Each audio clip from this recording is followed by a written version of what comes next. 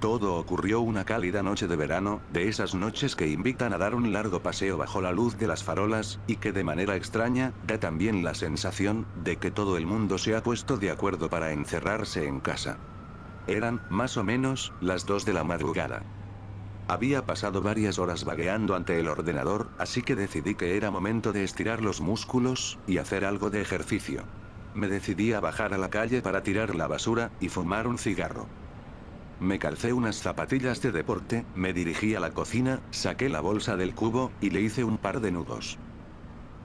Tras cerciorarme de que no olvidaba las llaves, el mechero ni mi tabaco, cerré la puerta del piso y me dirigí escaleras abajo. Habría podido elegir tomar el ascensor, pero teniendo en cuenta que a esos cacharros les da por pararse de golpe, hubiera sido un error quedarme encerrado ahí dentro, teniendo de compañía una maloliente bolsa de basura. Recorrí plácidamente los pocos metros que separaban mi portal de los contenedores. Disfrutando del ambiente de soledad que reinaba en mi calle, de la tenue iluminación, y de la invisible caricia procedente del asfalto caliente bajo mis pies. Tras meter la bolsa en uno de los cubos, volví a mi portal y, antes de entrar, encendí un cigarrillo. Disfruté de cada calada, de cada segundo en aquella tenue noche, mientras oía en la distancia el sonido de ambulancias y coches acelerando. La banda sonora que suena de fondo cada noche en la gran ciudad que es Madrid. Mientras daba buena cuenta de mi cigarro, eché un ojo al gran edificio de viviendas que esperaba mi regreso. Un bloque levantado a finales de los años 60, con paredes de ladrillo rojizo, 6 alturas y una planta de garaje bajo sus cimientos. Era muy similar a los cientos de edificios que, en aquella época, el Ministerio de Vivienda construyó en toda España. Junto al portal, aún se conservaba la placa que daba fe de ello. Mis padres fueron los primeros dueños de aquel edificio. Tras el paso de los años, su afán ahorrador les permitió hacerse con una cabaña a las afueras de la ciudad, por lo que yo, siendo hijo único, tuve la suerte de pasar a ser el dueño, y único habitante, de aquella peculiar vivienda. Cuando acabé el cigarrillo, tiré la colilla al suelo y entré en el portal. Por un momento, pensé en subir andando hasta el 5.º piso, donde vivo, pero la vagancia pudo más, así que llamé al ascensor. Cuando este llegó a la planta baja, entré en el habitáculo. Una de las curiosidades que tenía aquel edificio era dicho ascensor. No todos los bloques de viviendas de la época contaban con uno, y se consideraba una mezcla de lujo y suerte el poder llegar a casa en uno de estos chismes cuando se levantó el edificio. Esto hacía que la estructura fuese algo vieja. Sus paredes, sus espejos, y su cuadro de botones tenían más de 50 años. Lo que más me llamaba la atención de este último detalle era el correspondiente al garaje. Había un botón para cada piso, excepto para el sótano, en cuyo lugar había una cerradura. El motivo era, según los constructores, evitar que el cálido garaje se llenase de mendigos por las noches. Miré aquella cerradura con curiosidad. Entonces, una idea se me pasó por la cabeza. En lugar de pulsar el botón del 5.º piso, eché mano al manojo de llaves que había en mi bolsillo e introduje la llave correspondiente. Para acceder al sótano, había que girar la llave hacia la izquierda, pero, ¿qué ocurriría si la giraba hacia la derecha? Hice la prueba. Nada. La cerradura hacía tope, como era de esperar. Me sentí como un completo estúpido, pero supongo que esa era la gracia. Si bien parecía que no tenía sentido seguir intentando, realmente parecía que se podía girar la llave en esa dirección. Volví a intentarlo, girando con más fuerza. Con mucha más fuerza. En ese momento, de forma inesperada, la cerradura cedió, poniendo el ascensor en marcha. Sorprendido ante aquello, fijé los ojos en el indicador luminoso. Mientras el ascensor descendía, aquel paso de mostrar un 0 a mostrar un -1. Ahora me sentía como si hubiera descubierto el secreto del siglo. Pero, el ascensor no se detuvo. Durante casi un minuto, el trasto continuó bajando, traqueteando y rugiendo como de costumbre. El indicador luminoso mostraba 2 guiones intermitentes. Entonces, de repente, el ascensor se detuvo y su puerta se abrió. Ante mis ojos se extendía un largo y estrecho pasillo, apenas más ancho que el propio ascensor. La iluminación procedente del ascensor no bastaba para iluminar aquel pasillo, que era engullido por una tenebrosa oscuridad. No se apreciaban escaleras que llegasen aquí desde un piso superior. «Hola», Mi voz retumbó por las paredes y desapareció en el oscuro espacio. Me sentí estúpido de nuevo. A pesar de que la situación me imponía algo de incertidumbre, la curiosidad ante el nuevo sótano recién descubierto me pudo más. Decidido a investigar aquel lugar, encendí mi mechero y abandoné la protectora luz del ascensor. Me giré por un momento, y vi que, en aquella planta, no había botón para llamar al ascensor, sino una cerradura. Intrigado, continué avanzando hacia la oscuridad. El ambiente era denso y húmedo, acompañado de una ligera fetidez. A unos 20 metros, el pasillo torcía hacia la derecha, desembocando en una sala a la que daban varias puertas, como en las cárceles que salen en las películas. Algunas puertas estaban cerradas, y otras abiertas. El suelo estaba lleno de polvo, cristales rotos y otros objetos. La mugre que invadía el lugar, me disuadió de tocar la pared en busca de interruptores de luz. Así que confié en la pequeña llama que portaba en mi mano. Al internarme en la sala, me agaché, y acerqué mi mechero al suelo. Quería examinar con más detalle, qué eran aquellos pequeños bultos que pisaba a cada paso. Descubrí jeringuillas, trozos de probetas, piezas de rompecabezas infantiles, y muchas muñecas. Aquello resultaba de lo más tétrico. Me incorporé nuevamente, disponiéndome a analizar las pequeñas salas que rodeaban la habitación principal. Uno de los detalles que percibí fue la falta de ventilación e iluminación exterior. Aunque era noche cerrada, no había rastro de salidas al exterior por las que se colase la luz de las farolas, ni ninguna corriente de aire que hiciese vibrar a la llama de mi mechero. Aquel era un lugar completamente cerrado, y a saber a cuántos metros bajo tierra me encontraba en aquel momento. Recorrí varias de las salas, y vi que todas tenían elementos en común. Pequeños, anticuados y oxidados camastros, mesitas, sillas y cunas. También existía una inmensa cantidad de material médico usado. El lugar estaba infestado de gasas, correas, y pastillas desperdigadas por el suelo. Aquello parecía un hospital en miniatura. Un hospital antiguo y fantasmagórico. Detenido en una época pasada, en que la acumulación de polvo era el único indicador del paso del tiempo. Después de vagar por aquellas instancias, llegué a una dependencia, que contenía algo muy peculiar. Entré en aquella sala, pues el miedo poco a poco desaparecía. Me sentía como un gran arqueólogo, uno que descubrió un gran secreto, ocultado en los tiempos que ya nadie recuerda. La luz del mechero mostraba, sobre el mugriento colchón, un bulto del tamaño de un ser humano, envuelto en ropa de hospital. Me acerqué sigilosamente, temiendo lo peor, y arrimé el mechero al gran objeto. El aumento de luz mostró una escena horripilante. Rodeado de heces y manchas de orina, se mostraba ante mí un cadáver humano en posición fetal que me daba la espalda. El hedor era insoportable. Reprimí mi asco mientras permanecía en cuclillas, mirando detenidamente aquella dantesca escena. De repente, el terror invadió mi cuerpo. Aquel cuerpo se giró de forma brusca. Lo que en principio había clasificado como humano, mostró ser algo diferente, algo indefinido, algo indescriptible. El cuerpo de aquel ser estaba cubierto de llagas y heridas. En lugar de manos y pies, sus extremidades se encontraban rematadas por muñones violáceos. Extrañas deformidades y bultos recorrían su tronco, dándole un aspecto monstruoso. Pero lo peor era su rostro. Sus ojos, grandes y vacíos, estaban protegidos por unos párpados abultados y sin pestañas. En lugar de pelo, su cabeza poseía infinidad de cicatrices y grapas, que partían desde sus pobladas cejas, y se perdían hacia su nuca. Sus orejas, irregulares y enormes, no mostraban pliegue alguno, tocando al ser de un aspecto simiesco. Tampoco poseía nariz, y de sus orificios nasales surgían dos hilos de sangre seca. Rematando aquel cuadro tan desagradable, se encontraba su boca. Un orificio de comisuras agrietadas, sin labios, de cuyo interior carente de dientes y lengua, provenía el peor olor a podrido que he percibido en mi vida.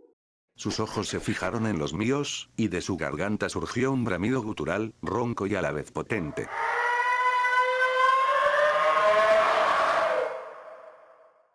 Grité. Grité con todas mis fuerzas, y mi voz se entremezcló con la del monstruo.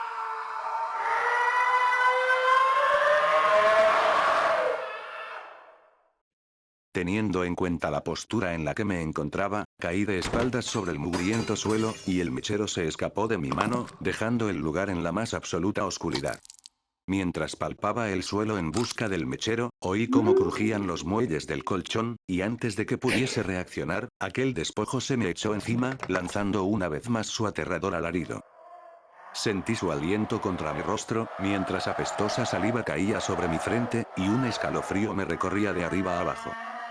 Cedí en mi empeño de hacerme con el mechero, y pataleé con todas mis fuerzas, tratando de zafarme del horripilante ser. Me arrastré unos metros hacia atrás, me levanté y salí de la estancia a oscuras. Tratando de recordar la disposición de aquella planta, temiendo no tropezar o darme de bruces con alguna de las paredes. Mientras huía en dirección al ascensor, pude oír cómo aquello se arrastraba entre los cristales rotos del suelo, siguiendo mis pasos. Llegué al pasillo y sentí que volvía a la vida, cuando me invadió la luz encendida del ascensor abierto. Entré, pulsé el botón del 5.º piso, y lleno de impaciencia y pavor, esperé a que la puerta se cerrase, y el ascensor se pusiera en marcha. Sin embargo, el aparato no obedecía mis órdenes. Aunque el botón del 5.º piso estaba encendido, la puerta no se cerraba. Y el crujir de los cristales se oía cada vez más cerca. Me di media vuelta. Ante mí, el pasillo se extendía una vez más, engullendo la luz del ascensor.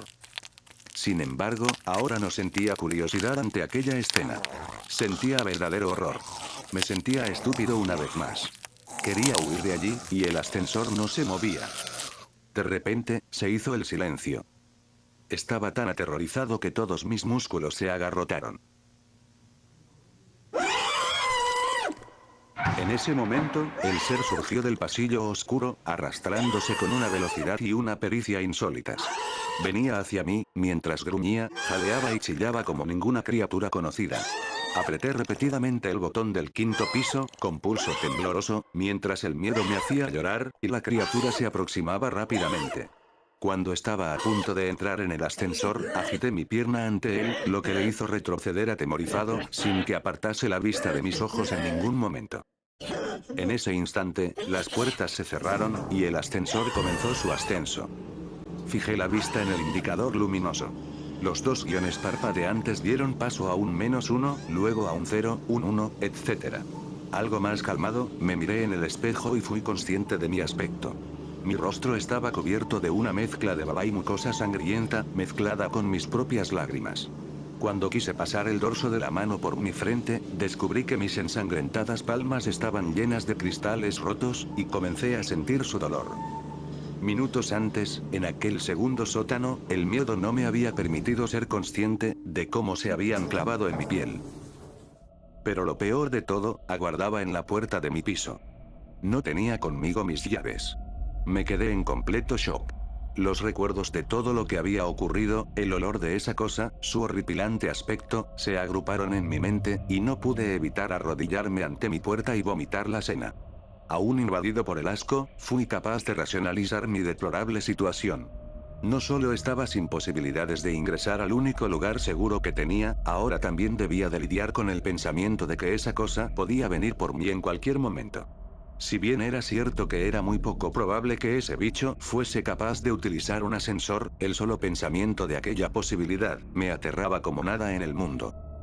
Sabía que tenía un repuesto de llaves en alguna parte del edificio, pero mi deplorable condición mental me hacía incapaz de poder concentrarme para recordar el lugar exacto. Así que simplemente esperé a que llegase el día, incapaz de dormir.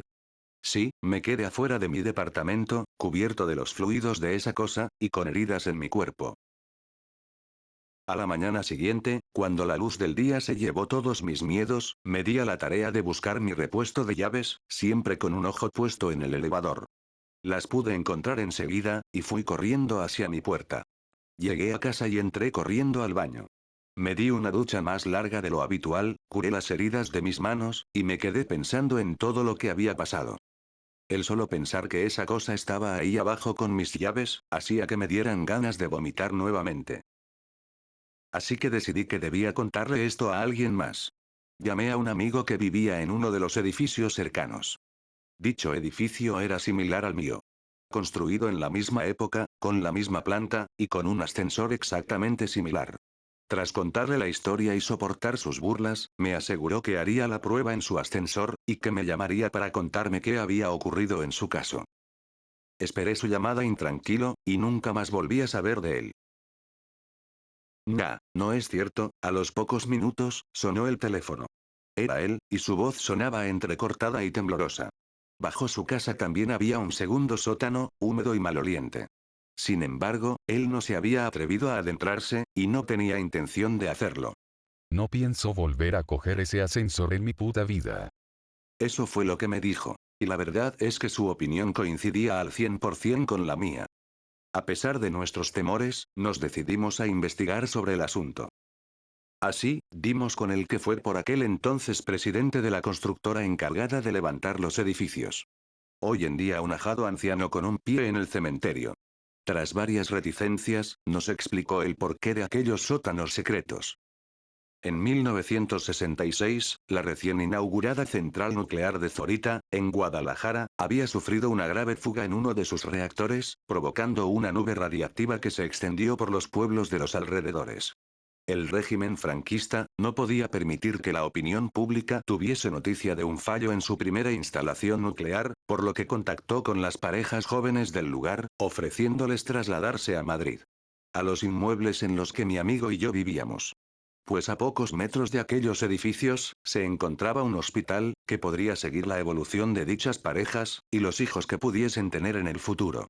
Para disimular aún más la situación, vendieron algunas de las viviendas a gente corriente, que no tenía nada que ver con el incidente, como mis padres, o los padres de mi amigo, por ejemplo. Sin embargo, la intención del régimen era muy distinta.